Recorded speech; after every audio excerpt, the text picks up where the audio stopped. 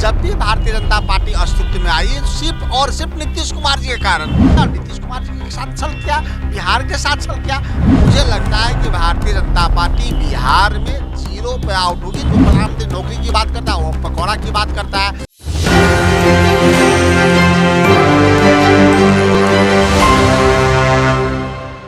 नमस्कार, एक न्यूज़ 24 देख रहे हैं आप और मैं हूं आपके साथ अविनाश।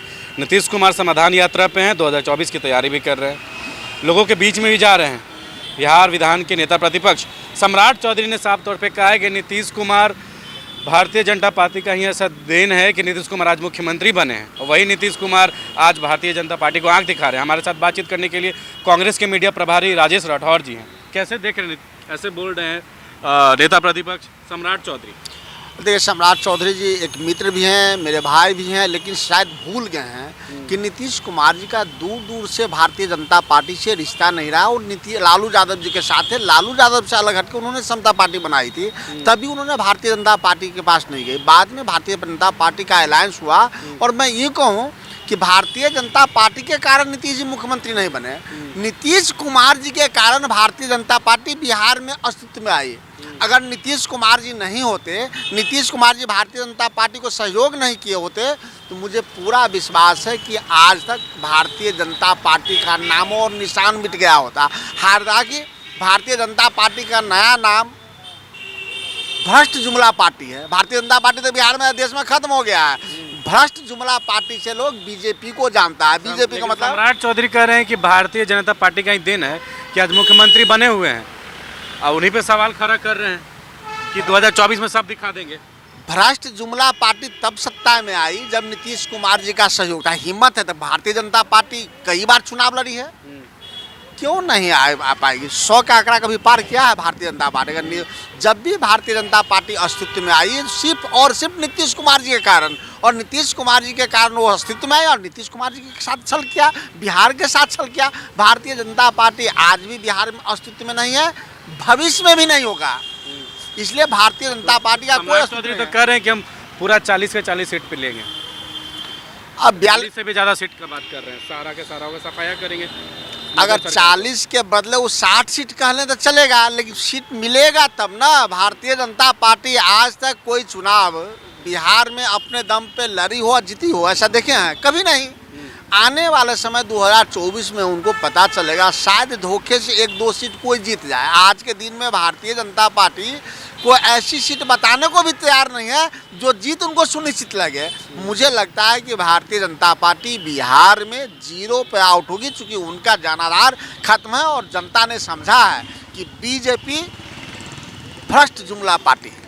केंद्र सरकार द्वारा बजट भी पेश किया गया, बहुत सारे स्कीम भी लाए गए, महिलाओं के लिए बात किया गया, यूथ के लिए भी बात किया गया है। कैसे देख रहे हैं? देखिए, बजट पे एक दिन में समीक्षा करना बड़ा मुश्किल होता है, परंतु हम बिहारी हैं, बिहार के परिप्रेक्ष्य में देखते हैं तो बजट में शून्य नज़र आता है। बिहार के विशेष पैकेज की बात तो भारतीय जनता पार्टी भी करते थे, हम लोग भी करते हैं। क्या विशेष पैकेज मिला? क्या विशेष राहत मिला? विशेष पैसा मिला? जो 9 करोड़ लोग पिछले 8 साल में बेरोजगार हुए, उसमें सर्वाधिक बिहार के हैं, उसको रोजगार देने के लिए कोई योजना बनी? बिहार का रेलवे लाइफलाइन होता है, रेल बजट अगर अलग होता था तो उस पर हम व्याख्या करते थे, चर्चा करते थे। तो बिहार, बंगाल, उड़ीसा, इन सब राज्यों के लिए रेल लाइफलाइन है। क्या कोई 1-8 दर्जन ट्रेन रेलवे का रेल चला यहाँ से दिल्ली और बम्बई लोग कमाने जाए? नहीं चला।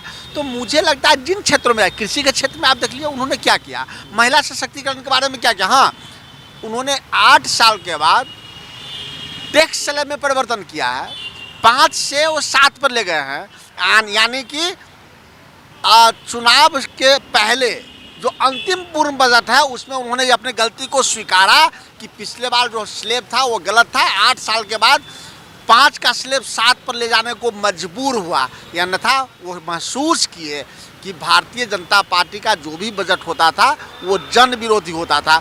कभी छोटे मोटे रोजगार की बात की गई, MSME की बात की गई, उसको विशेष छूट की बात की गई, बड़े उद्योग तो छोड़ दीजिए। और नरेंद्र मोदी जी कहते थे, 2014 में आए थे, चंपारण के चीनी मिल में भाषण दिए और कहा कि जब मैं प्रधानमंत्री बन के आऊँगा, बंद चीनी मिल का ही चीनी बनेगा, उससे मैं चाय पीऊँगा। 9वां 10वां साल चला गया, चीनी मिल का पाट पाट बिक गया, चाय कहाँ पीना है। तो जिस देश के प्रधानमंत्री झूठ बोलते हो, उनके वित्त मंत्री को क्या योजना पता होगा। तो मुझे लगता है कि राष्ट्रहित और राज्य के परिप्रेक्ष्य में एकदम बिहार को बजट में छला गया है। अच्छा, आखिरी सवाल रहेगा राजेश जी, कांग्रेस भी मैदान में है, 2024 में कांग्रेस का क्या स्टैंड होगा, क्या कहाँ पे है कांग्रेस? क्योंकि भारतीय जनता पार्टी तो अभी कह रही है कि 2024 में कोई नहीं है, सबका सफाया करेंगे, कांग्रेस कहाँ पे है? देखिए, कांग्रेस जहाँ जनता है वहाँ कांग्रेस है। कांग्रेस को हल्का में आंकने वाले व्यक्ति, आदरणीय राहुल गांधी जी को हल्का में आंकने वाले व्यक्ति, देख लीजिए कन्याकुमारी से 7 सितंबर को शुरू हुआ और 30 तारीख को जो कश्मीर में उनकी यात्राएं समाप्त हुई, 1000 से शुरू हो के करोड़ पे समाप्त हुई। तो जनता कांग्रेस पार्टी और विपक्षी के बाद, जनता नरेंद्र मोदी के जुमले पे था, 2 करोड़ रोजगार, 15 लाख पैसे, अच्छे दिन आएंगे, नौकरी लाएंगे। बाद में लोग माना कि जो प्रधानमंत्री नौकरी की बात करता है वो पकौड़ा की बात करता है। जो कहते थे कि देश नहीं बिकने दूंगा, देश में कुछ छोड़े ही नहीं, ट्रेन बेच दिए, प्लेन बेच दिए, क्या छोड़े, कुछ छोड़े, LIC सहित बेच दिए। और दूसरा 2024 में क्या राहुल गांधी जवाब दे पाएंगे? देखिए, कभी भी जवाब नेता नहीं देता है, जनता देती है, और जनता के साथ चला गया और जनता राहुल गांधी जी के साथ है। और राहुल गांधी जी विपक्षी एकता के साथ नरेंद्र मोदी जी को परास्त करेगी, इसलिए कि नरेंद्र मोदी जी ने कहा था कि हवाई चप्पल वाले आदमी हवाई जहाज पर चढ़ेगा, हवाई जहाज वाला भी चप्पल पे चलाया है। ये देश का दिन नरेंद्र मोदी जी के समय देखना पड़ रहा है। तो आपने सुना, हमारे साथ राजेश राठौर थे, जो कांग्रेस के मीडिया प्रभारी। उन्होंने साफ तौर पे कहा कि नीतीश कुमार बीजेपी के दम पे नहीं, भारतीय जनता पार्टी आज तक अपने बल पे कभी चुनाव नहीं जीती है, हमेशा गठबंधन करके ही चुनाव जीती है। और नीतीश कुमार 17 साल से सरकार चला रहे हैं। वहीं केंद्र में जब मोदी सरकार की स्कीम आई है, बजट आई है, वो केवल उद्योगपतियों के लिए है, बिहार के लिए कुछ भी नहीं किया गया है। और जब जिस देश का प्रधानमंत्री ही झूठ बोले, उस देश का वित्त मंत्री से हम लोग क्या आशा रख सकते हैं? जो बजट पेश हुआ केंद्र सरकार के द्वारा, निर्मला सीतारमण ने बजट पेश किया है केंद्र, उसको लेकर साफ तौर पे आज कांग्रेस के मीडिया प्रभारी राजेश राठौर ने साफ तौर पे कह दिया है कि जिस देश के प्रधानमंत्री ही झूठ बोलते हैं, जुमलाबाजी करते हैं, उस देश के वित्त मंत्री क्या हम लोग बिहार के लिए कुछ करेंगे? वैसे देखने वाली ये बात होगी कि आखिर बजट जो है बिहार के लोगों के लिए कितना सहायक होता है, कितना असर दिखता है, वो आने वाले दिनों में पता चलेगा। फिलहाल इस खबर में इतना ही। सहयोगी जैकी के साथ मैं अविनाश, एक न्यूज़ 24 पटना।